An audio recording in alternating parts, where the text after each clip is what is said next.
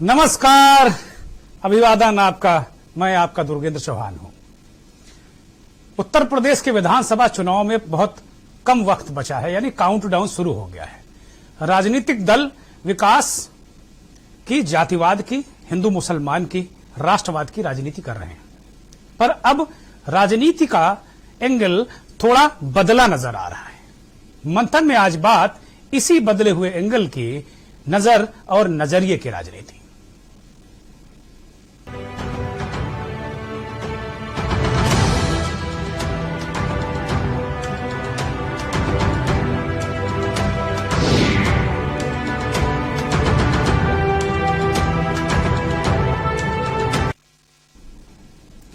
देश में सियासी पारा गर्म है, यानी 5 राज्यों, देश का मतलब 5 राज्यों में जहां चुनाव है, उत्तर प्रदेश में 5 राज्यों में बिल्कुल राजनीतिक जो टेम्परेचर है वो चरम पर है और पार्टियां पूरे दमखम के साथ मुस्तैद हैं। आरोप प्रत्यारोप की राजनीति तो लाजमी ही है और वो भी हो रही है, पर अब नजर नजरिए की राजनीति पर हो रही है। यूपी में सियासी दौरे, आज सियासी दौरों का दिन था और खास तौर पर पश्चिमी उत्तर प्रदेश और बुंदेलखंड, जो उत्तर प्रदेश के नेता हो चाहे केंद्र के नेता हो, केंद्रीय गृह मंत्री अमित शाह, मुख्यमंत्री योगी आदित्यनाथ सहारनपुर में थे, यानी पश्चिमी उत्तर प्रदेश का उत्तराखंड से लगा वाला छोर, और प्रियंका गांधी अपनी ससुराल, एक बार फिर मैं इस शब्द को दोहराऊंगा क्योंकि उनका ससुराल पीतल नगरी मुरादाबाद है, वो अपनी ससुराल में थी। और अखिलेश यादव बुंदेलों की धरती ललितपुर में रथ यात्रा लेकर पहुंचे थे। सबने एक दूसरे पर तीर चलाए, किसी ने बुंदेलखंड से तीर दागा तो किसी ने पश्चिम उत्तर प्रदेश के जाटलैंड और किसी ने पीतल नगरी से। कुल मिलाकर जो राजनीति है बड़ी दिलचस्प हो गई है। लेकिन मंथन में आज एक बिल्कुल अलग कोण हमने खोजा है, बिल्कुल अलग कोण लेकर आए हैं और ये कोण उत्तर प्रदेश से लेकर पंजाब की राजनीति तक ये कोण जाता है। अब कोण है ये नजर और नजरिए का, अपने अपने तरीके से ये नजर और नजरिए का कोण है। इसको जरा समझिएगा और इसको समझना और देखना बड़ा दिलचस्प होगा। सपा के सुप्रीमो अखिलेश यादव ने एक ट्वीट किया।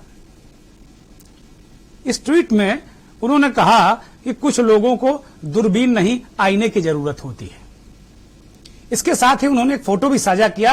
ये फोटो अपार भीड़ का है। ये वो भीड़ है जो अखिलेश की विजय रथ यात्रा में उनके स्वागत में पलक पामड़े बिछाए थी। हजारों की तादाद में लोग उमड़े हुए थे, समाजवादी लाल टोपी और नए नेताजी के नारे लगाते हुए ये लोग अखिलेश का हौसला बढ़ा रहे थे। इसी वजह से जो भीड़ रैलियों में, सभाओं में, यात्राओं में अखिलेश की जुट रही है, वही दमखम है। यही वजह है कि अखिलेश यादव लगातार निशाने पे निशाने साध रहे हैं, चुनावी तीर चला रहे हैं और पूरी तरीके से भारतीय जनता पार्टी को ही वो टारगेट कर रहे हैं। अब बात दूरबीन की कहां से आई? उत्तर प्रदेश की धरती पर लखनऊ में जब चुनावी अभियान की शुरुआत अमित शाह ने की थी तो उन्होंने बाकायदे ऐसे करके कहा था, ये इशारे, मैं जरा इसको समझने की कोशिश करिए। उन्होंने कहा कि मैं दूरबीन लगाकर ढूंढ रहा हूं तो कोई माफिया उत्तर प्रदेश में दिख नहीं रहा। योगी जी का इतना इकबाल बुलंद है और तब से ये दूरबीन वाली भी राजनीति निकल पड़ी। जब ये बयान मंच से अपने भाषण के दौरान अमित शाह ने दिया था तो उसके फौरन बाद तमाम विपक्षी दलों ने अजय मिश्रा टेनी की अमित शाह के बगल में खड़े हुए एक चित्र को गोल गोल लाल घेरे में करके ये कहा था कि भाई आपको दूरबीन से ढूंढने की जरूरत नहीं है, बगल में ही खड़े हैं, आप तय कीजिए कौन खड़े हैं। ये लगातार दूरबीन, नजर नजरिए और चश्मे की राजनीति हो रही। अखिलेश यादव ने जब दूरबीन की बात छेड़ दी तो राजनीतिक संदेश तो अमित शाह को भी देना था। सहारनपुर की चुनावी रैली कहिए, हालांकि वहां एक बहुत अच्छा नेक काम किया आज उत्तर प्रदेश के मुख्यमंत्री योगी आदित्यनाथ ने। कि मां शाकंभरी जो तमाम लोगों की कुलदेवी हैं, तमाम पर्वतीय समाज और पूरे भारत में मां शाकंभरी देवी का परचम लहराता है। सहारनपुर के बेहट में शाकंभरी धाम है और मां की महिमा अपार है। उन्हीं के नाम पर एक स्टेट यूनिवर्सिटी की स्थापना आज की गई और इसी स्थापना समारोह में मेहमाने खसूसी थे अमित शाह। योगी आदित्यनाथ के बाद जब अमित शाह मंच से बोलने खड़े हुए तो उन्होंने कहा कि अखिलेश जी, कहां से चश्मा लाए हो? किस चश्मे से देखते हो आप उत्तर प्रदेश को? आपके शासनकाल में तो उत्तर प्रदेश में माफिया राज था। और अमित शाह के इस बयान को योगी आदित्यनाथ ने अपने ट्विटर हैंडल से शेयर भी किया। ये बड़ा दिलचस्प मामला रहा। अब आप देखेंगे कि किस तरीके से अमित शाह ने इस पूरे मुकाबले को बेहद दिलचस्प बना दिया। अमित शाह ने चश्मे की बात की, अखिलेश यादव के चश्मे के नंबर पर सवाल उठा दिया कि भाई किस नंबर का चश्मा लगाए हो, कहां से लाए हो, क्या देख रहे हो? वो कह रहे हैं ना कि भाई आईना दिख रहा है, इन्हें दूरबीन नहीं आईने की जरूरत है। अखिलेश कह रहे हैं कि भाई खुद को देख लो, खुद कहां खड़े हो। मुझे लगता है जो मैं बहुत अपने मोटे दिमाग से समझ पा रहा हूं यही मसला है उसका। और अमित शाह ने उनका चश्मा ही बदलवा दिया, कहा भैया चश्मा वश्मा बदल लो, तुम जो चीजें देख रहे हो वो है नहीं वास्तव में। अमित शाह का एक वीडियो भी शेयर किया गया है, वो भी आप देख रहे होंगे। मुझे लगता है कि इस वीडियो में जो अमित शाह बोले हैं उसे सुनना भी बड़ा दिलचस्प होगा। उत्तर प्रदेश में अभी मैं अखिलेश जी का भाषण सुन रहा था, टीवी पर चल रहा था कि अपराध बढ़ गया है। अखिलेश जी, कहां से चश्मा लाए हो? किस चश्मे से देखते हो? आपके 5 साल और योगी जी के 5 साल मैं तुलना लेकर आया हूं। डकैती में योगी सरकार के शासन में 70% की कटौती हुई है, 70% की। लूट हथियारों के साथ लूट में 69% की कमी हुई है। हत्या में 30% की कमी हुई है। बलवा में 30% की कमी हुई है और दहेज के मृत्यु में 22.5% की कमी हुई है। जरा घर जाकर आंकड़े खंगाल दो अखिलेश जी। आपके शासन के अंदर यूपी में माफिया राज था, आज यूपी में कानून का राज करने का काम भारतीय जनता पार्टी।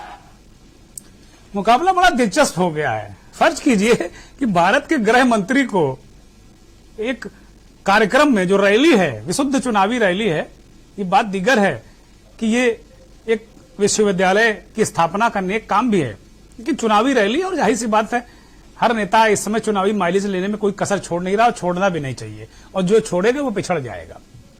लेकिन आप सपा और भाजपा के मुकाबले का जो टेम्परेचर है उसको आप बखूबी बड़े आसानी से नाप सकते हैं। आपको किसी फ़ारेनहाइट और सेंटीग्रेड की जरूरत है नहीं।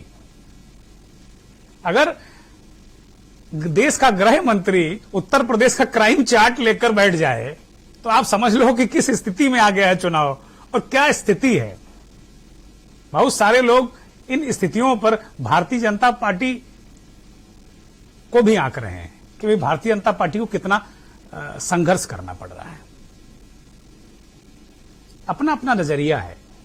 कुछ समीक्षक ये भी कहते हैं कि अखिलेश ने इस पूरे चुनावी रण को सीधा सीधा कर दिया है, और यही वजह है कि चाहे अमित शाह हो चाहे योगी आदित्यनाथ अब सीधे अखिलेश पर ही हमला कर रहे हैं। और राजनीतिक विशेषज्ञों का यह भी मानना है कि जब जब इस तरह सीधे मुकाबले होते हैं तो फिर भारतीय जनता पार्टी को थोड़ा ज्यादा मेहनत करनी होती है, ज्यादा मेहनत करनी पड़ेगी। तो ये चश्मे और आईने की बात आपने समझी कि ये चश्मा और आईना है। अब नजर और नजरिए जो हमारा मंथन का मुखड़ा है उसके दूसरे भाग में जाते हैं। हमारे सहयोगी इशारा कर रहे हैं कि सर दूसरा वाला, क्योंकि उसके बिना फिर हम राजनीतिक विश्लेषक के पास नहीं जा पाएंगे, समझना पड़ेगा। अब पंजाब में फायरिंग पंजाब में केजरीवाल कर रहे हैं और जवाब वहां के मुख्यमंत्री चन्नी दे रहे हैं। पंजाब की चुनावी रणभूमि में देश के दो राज्यों के मुख्यमंत्रियों के बीच जबरदस्त जुबानी जंग चल रही है। दोनों सीएम भिड़े हुए हैं और मामला है, एक फिल्म आई थी गोरा और काला, हमने तो बहुत धुंधली सी याद है, बहुत बचपन में हमने देखी, बहुत पुरानी पिक्चर है गोरा और काला। मेले में, हमारे गांव के मेले में यह फिल्म लगी थी। जो मेले वाले थिएटर जो लोग जानते हैं, एक तिरपाल का तंबू लगा के पिक्चर दिखाई जाती थी। तो मुझे लगता है मेरी पहली या दूसरी पिक्चर रही होगी मेले में, गोरा और काला। लेकिन एक गोरा काला वाला मसला इस समय पूरी दुनिया में चर्चा में है। आप क्रिकेट मैचों में देख रहे होंगे तमाम खिलाड़ी घुटनों के बल होकर इस बात का पश्चाताप कर रहे हैं कि नहीं हम सब एक है। लेकिन ये भारत है। अभी कुछ दिनों पहले देश के बहुत जाने माने क्रिकेटर शिवराम कृष्णन ने भी कहा कि नहीं, उन पर भी तमाम कमेंट किए गए। अभिनव मुकुंद ने भी कहा कि जब वो मैच खेलने जाते थे तो उन पर उनके कलर को लेकर कमेंट किए जाते थे। लेकिन यहां एक सीएम ने दूसरे सीएम पर कमेंट कर दिया गोरे काले वाला। जरा सुनिए, दिलचस्प है।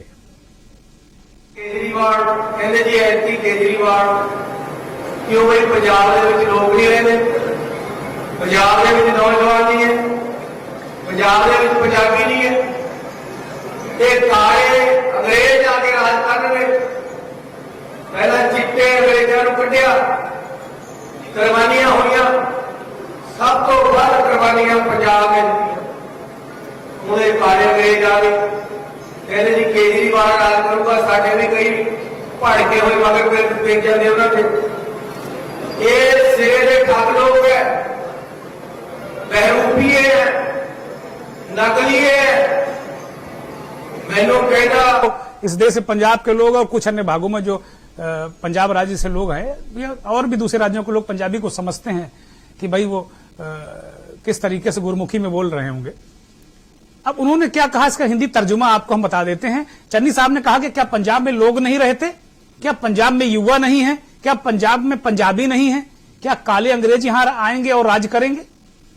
ये बात उन्होंने कही है और इसको केजरीवाल ने एक अलग आयाम दिया है। केजरीवाल ने भी इस पर रिएक्शन दिया है। उन्होंने कहा है कि रंग काला है लेकिन नीयत साफ है। जब से मैंने कहा कि आपकी सरकार बनने के बाद पंजाब की हर महिला को 1000 रुपए महीना वो देंगे, चन्नी साहब मुझे गालियां दे रहे हैं। ये कह रहे हैं कि केजरीवाल के कपड़े खराब हैं। आज बोले कि केजरीवाल काला है। सुनिए। हमारी सरकार बनने पे पंजाब की हर महिला को 1000 रुपए देंगे। तब से चन्नी साहब मुझे बहुत गंदी गंदी गालियां दे रहे हैं। कुछ दिन पहले उन्होंने कहा कि केजरीवाल बहुत सस्ते कपड़े पहनता है, केजरीवाल के कपड़े सस्ते हैं।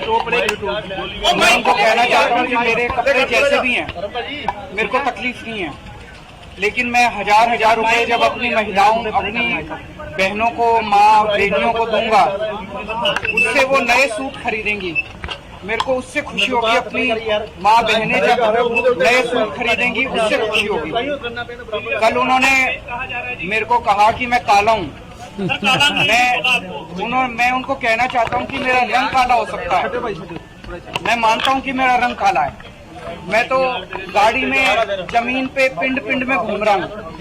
धूप में मेरा रंग काला हो गया। आपकी तरह मैं हेलीकॉप्टरों में नहीं घूमता, आपकी तरह मैं आसमान में नहीं रहता। लेकिन पंजाब की मेरी जितनी माएँ हैं उनको ये काला बेटा पसंद है। पंजाब की जितनी मेरी बहनें हैं उनको ये काला भाई पसंद है। सबको पता है कि मेरी नीयत काली नहीं है, मेरी नीयत साफ है। और सबको पता है कि नीयत काली किसकी है। मैं उनको कहना चाहता हूं कि एक बार हमारी सरकार बनेगी तो ये सस्ते कपड़े पहनने वाला और ये काला आदमी अपने सारे वादे पूरे करेगा। मैं झूठे ऐलान नहीं करता। बड़ा दिलचस्प है भाई। केजरीवाल ने ऐसे ऐसे तीर चलाए, कहा भाई हूं मैं काला।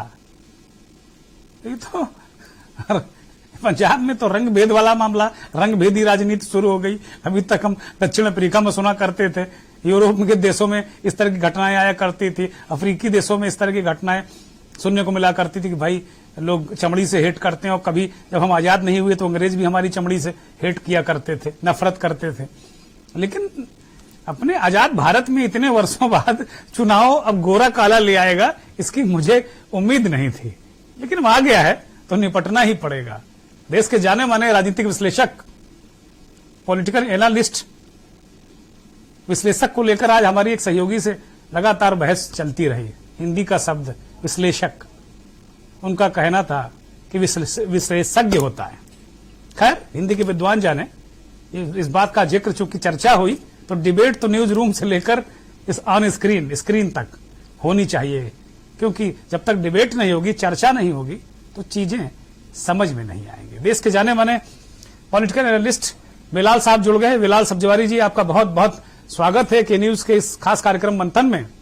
बिलाल साहब, अब नजर और नजरिए की राजनीति एक अलग एंगल आ गया है। कुल मिलाकर अगर कोई देखे तो कोई आईना बता रहा है, कोई कह रहा है चश्मे का नंबर ठीक कर लीजिए, यानी चश्मा आप ठीक कर लीजिए। अमित शाह को एक तरीके से पूरा क्राइम चार्ट पढ़ना पड़ा सहारनपुर में, और चन्नी साहब और केजरीवाल साहब वहां भिड़े पड़े हैं। ये अभी चुनाव कितने आयाम लेगा, क्या सोच पा रहे हैं आप? देखिए, पहले तो मैं के न्यूज को बधाई देना चाहता हूं कि आज का जो आपने विषय रखा बहुत ही रचनात्मक विषय है, जिस पर बात करते हुए खुशी होती है जी। और साथ ही साथ इस विषय पर अपनी रचनात्मकता का उपयोग कैसे किया जाए, इसको भी प्रयोग में लाया जाएगा जी। दरअसल जिस तरह से आपने नजर और नजरिए की बात करी, ये मामला बनता है अमित शाह की उस स्पीच से जहां वो अखिलेश पर एक व्यंग कस रहे हैं और ये कह रहे हैं कि अखिलेश जी वो चश्मा कहां से लेके आते हो जी। दरअसल अमित शाह जिन आंकड़ों की बात कर रहे हैं, तो मैं ये पूछना चाहता हूं देश के गृह मंत्री से कि वो आंकड़े नेशनल क्राइम ब्यूरो के रेफर कर रहे हैं, स्टेट के रेफर कर रहे हैं, या किसी सर्वे के रेफर कर रहे हैं? उनको ये स्पष्ट करना चाहिए पहले जनता को कि वो कौन से आंकड़े पेश कर रहे हैं। कहीं ये वो आंकड़े तो नहीं जिन आंकड़ों को लेकर देश की राष्ट्रीय राजनीति में अब नरेंद्र मोदी ने गुजरात मॉडल पर एंट्री की थी और उन आंकड़ों का कोई आधार नहीं था। कहीं ये वो आंकड़े तो नहीं जी। इसीलिए जब आप कोई आंकड़े पेश करते हैं तो जनता का अधिकार होता है, समीक्षकों को अधिकार होता है कि वो आंकड़े पेश करने वालों से ये पूछे कि आंकड़ों का आधार क्या है, आप कहां से प्राप्त करते हैं आंकड़े। जितना मैं आंकड़ों को अखबारों में पढ़ रहा हूं, तो अभी नीति आयोग ने यह कहा है कि उत्तर प्रदेश गरीबी के पायदान पे खड़ा हुआ है। नेशनल क्राइम ब्यूरो के जब आंकड़े आते हैं तो उत्तर प्रदेश के अंदर उत्तर प्रदेश और खासतौर से दिल्ली भी क्राइम की श्रेणी में अग्रणी नजर आता है जी। और जब कुपोषण के आंकड़े नजर आते हैं तो उत्तर प्रदेश भी वहां पर फर्स्ट 5 स्टेट में हिंदुस्तान के नजर आता है। तो ये तो वो आंकड़े हैं जो समय समय पर अखबारों में छपते रहते हैं उत्तर प्रदेश के बारे में। और उत्तर प्रदेश के मुख्यमंत्री के क्षेत्र में पिछले 7 दिनों के अंदर 7 हत्याएं हो जाती हैं, उसका जिक्र क्यों नहीं किया जाता? अब आते हैं उसका रिबटल, जिस तरह से अखिलेश यादव कहते हैं अपने ट्विटर पर एक तस्वीर पेश करते हैं, तो वो ये आईना दिखाना चाहते हैं कि अगर आपको दूरबीन से नहीं दिखता तो आप इस तस्वीर को देख लो कि देश की जनता का रुख क्या है और किधर भीड़ उमड़ रही है। दरअसल लोकतंत्र के अंदर जब हवा बहती है और जिधर भीड़ का रुझान होता है वही लोकतंत्र का चुनाव का आंकड़ा माना जाता है, वही पैमाना माना जाता है। तो ये बदलती हुई हवा का जो रुख है अखिलेश यादव ने उसे पेश किया, जितना मैं समझ पाता हूं। और मैं ये नहीं समझ पाता कि गृह मंत्री किस आधार पर किन आंकड़ों की बात कर रहे हैं। अब रहा चन्नी का और केजरीवाल का सवाल। दरअसल केजरीवाल पॉलिटिक्स में बहुत स्मार्ट है जी। अगर मैं आपको गुजरात का वो वाकया याद दिलाऊं, जब सोनिया गांधी ने अपनी स्पीच के अंदर नरेंद्र मोदी को मौत का सौदागर कहा था। जी। तो ये व्यक्तिगत हमला था जिसे नरेंद्र मोदी ने बहुत भुनाने की कोशिश की थी। और जब आप किसी पर व्यक्तिगत हमला करते हैं तो व्यक्ति उस हमले को अपनी पीड़ा के लेकर जनता के बीच में जाता है और उसे राजनीतिक रूप से ट्विस्ट करने की कोशिश करता है। मणिशंकर अय्यर का वो बयान जिसमें नरेंद्र मोदी को एक नीच से तुलना कर दी गई थी, नरेंद्र मोदी ने उसको बहुत बुनाया जी। और एक बार उनकी ओबीसी कहते हुए तुलना कर दी गई तो उसको बहुत बुनाया। तो केजरीवाल ने भी अपने काले रंग को राजनीति में जो एक भावनाओं को सामने रखते हुए पॉलिटिकल एक्सप्लॉइट कहते हैं जिसे, उसे करने की कोशिश की है कि साहब मैं काला हो सकता हूं लेकिन मेरा दिल काला नहीं है। हालांकि केजरीवाल काले नहीं तो सामने जरूर है। अरे भाई बिलाल साहब, चन्नी साहब को आपने बड़ा करीब से देखा और मैंने भी देखा है। चन्नी साहब में कोई भग गोरे नहीं है, वो भी कृष्ण, जो कृष्ण भगवान का रंग था वही चन्नी साहब का रंग है। तो सांवली सूरत उनकी भी है। चन्नी साहब भी कोई इतने गोरे व्यक्ति नहीं है। तो और जहां तक बात रही तो दोनों नेता मैदान में निकल रहे हैं। टैनिंग उनको भी हुई होगी, उनको भी होगी। अब ये टैनिंग वैनिंग तो हीरो हीरोइन या जो बड़े नफीस लोग होते हैं उनको चिंता करनी चाहिए, राजनेता तो मुझे लगता है। लेकिन बड़ी महत्वपूर्ण बात यह है कि यहां भी जो रंग को लेकर, अब इसे क्या कहें, राजनीतिक रंग भेद ही कहेंगे और क्या कहेंगे। दरअसल ये एक राजनीति के अंदर जो तुलनात्मक एक बात कही जाती है तो उसका अर्थ ये नहीं होता कि वो आपके काले रंग पर ऑब्जेक्शन कर रहे हैं। ये प्रतीकात्मक शब्द होते हैं राजनीति में, जिसके माध्यम से बताने की कोशिश की जाती है कि आपकी नियत साफ नहीं है। ठीक बात है, ठीक बात। इसीलिए केजरीवाल ने कहा मेरा दिल साफ है। बड़ी बात कही आपने जी। मगर चन्नी साहब के साथ दिक्कत क्या है कि चन्नी साहब खुद पंजाब में कैप्टन अमरिंदर सिंह और अपने प्रदेश अध्यक्ष सिद्धू के निशाने पर हैं। और जब कोई तीसरी पार्टी एंटर करती है और जब वो सीधे सीधे 1000 रुपए महिलाओं को देने की बात करती है तो वो उस राजनीतिक स्पेस को लेने की कोशिश करती है पंजाब में, जो जेंडर डिवीजन होता है सीधा सीधा। जब प्रियंका गांधी ने उत्तर प्रदेश के अंदर 40% महिलाओं को टिकट देने की बात की थी तो एक राजनीतिक मुद्दा राष्ट्रीय फलक पर छा गया था। ठीक बात। तो जब आप पंजाब की महिलाओं को 1000 रुपए बेरोजगारी भत्ता या मेंटेनेंस के रूप में देना चाहेंगे तो ये सीधा सीधा प्रभावित लोगों को एक आकर्षित करता है और उसका प्रभाव होता है। उसी को काउंटर करने के लिए चन्नी साहब ने इस तरह की भाषा का प्रयोग किया। बहुत शुक्रिया बिलाल साहब, बहुत महत्वपूर्ण बात है। लेकिन जो दोनों जो नजर और नजरिए की बात बिलाल साहब ने भी उसमें अपने कुछ बड़े महत्वपूर्ण जो बिंदु हैं उनको जोड़ा और बड़े खूबसूरती के साथ में बिलाल साहब ने बताया कि वास्तव में राजनीति जो प्रतीकों का इस्तेमाल जो बेहतर करता है वही राजनीति में आगे जाता है। चाहे नरेंद्र मोदी हो, चाहे केजरीवाल हो, चाहे अमित शाह हो, चाहे योगी आदित्यनाथ हो या और कोई नेता है, प्रियंका गांधी भी उसमें शामिल हैं। तो प्रतीकों और इनका जो इस्तेमाल जो बेहतर करता है वो वास्तव में आज का दौर वैसा ही है।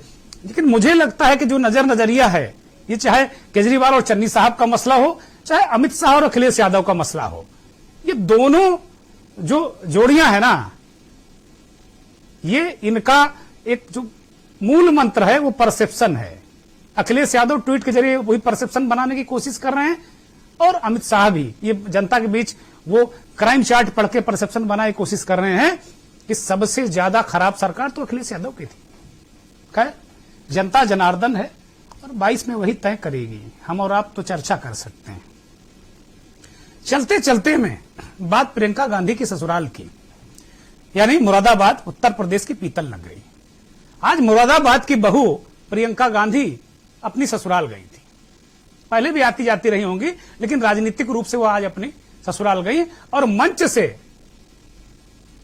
अपनी ससुरालियों की तरफ से वहां आए हुए लोगों का स्वागत किया, अभिनंदन किया और अपने ससुराल पक्ष के बारे में बताया कि आजादी की लड़ाई के बाद उनका क्या योगदान था और कैसे जब देश बटा तो उसके बाद वो लोग कैसे आए, कैसा संघर्ष किया। अपने ससुराल के बारे में भी कुछ अल्फाज उन्होंने बोले और इस पूरी कवायद का मकसद ये था कि जो जाटलैंड है, जो एक बहुत महत्वपूर्ण इलाका है मुरादाबाद, रामपुर, ये पश्चिमी उत्तर प्रदेश का एक बड़ा इलाका है। कांग्रेस को लगता है कि यहां उसके लिए अच्छी संभावना, अच्छा स्पेस बन सकता है। मुसलमानों की बड़ी आबादी है यहाँ, और एक अच्छा समर्थन कांग्रेस को इस इलाके में मिलता रहा, भले ही सीटें बहुत तब्दील नहीं होती रही हों। तो प्रियंका गांधी ने आज इमोशनल कार्ड यहां चला, और इस सभा में प्रियंका गांधी के संबोधन से पहले देश के जाने माने शायर इमरान प्रतापगढ़ी, जो मुरादाबाद से चुनाव भी लड़ चुके हैं कांग्रेस की तरफ से, उनका ये शेर प्रियंका के लिए उनका ये शेर बड़ा दिलचस्पी, कविता कह सकते हैं, गीत कह सकते हैं, लेकिन बड़ा मुझे तो बहुत बेहतरीन लगा। इसी गीत के साथ, इसी शायर, जो एक जाने माने शायर है इमरान प्रतापगढ़ी, शेर कहिए, गीत कहिए, जो भी हो, मैं बहुत उर्दू साहित्य का बहुत जानकार नहीं हूं, लेकिन मुझे सुनने में बहुत अच्छा लगा। आप भी सुनिए और मुझे इजाजत दीजिए। नमस्कार। का शोर पूरे देश में जाना चाहिए कि बेटी बनकर मांग रही हो, लाओ मुझे सौगात में दो, लाओ मुझे सौगात में दो। सबको यूपी देकर देखा, अब बेटी के हाथ में दो, अब बेटी के हाथ में दो। सवाल उठाते हैं लोग कि प्रियंका जी आई, क्यों आई, कैसे आई। मैं एक मिसरा बोलता हूं कि जो मुझसे ये कहते हैं कि कौन भला मैं होती हूं, तैयार रहना। जो ये प्रश्न उठाते हैं कि कौन भला मैं होती हूं, उनसे कहो राजीव की बिटिया और इंदिरा की पोती हूं।